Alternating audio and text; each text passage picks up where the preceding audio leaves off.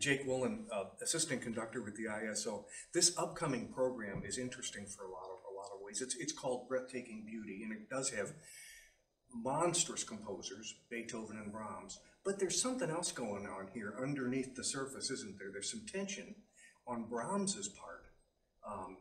After we hear Beethoven's Fourth Piano Concerto, we're going to hear Brahms's First Symphony, and there's some turmoil going on there, isn't there?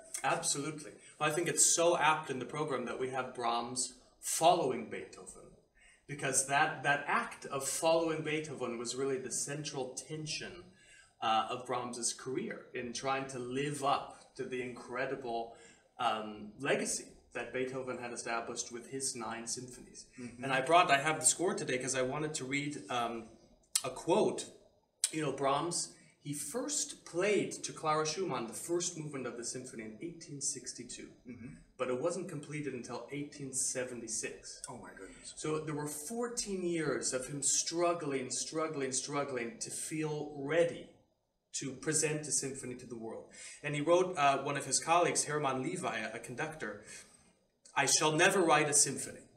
You have no idea what it feels like to one of us, always to hear such a giant as Beethoven marching behind one." And so that drama of succession, of how to establish a unique voice that lives up to the previous generation is really the drama that animates both this piece and indeed this concert program. You know, it's almost sad in a way, though, when you think about it. If he felt that much pressure and that much insecurity, what might he have produced had he not felt all that pressure?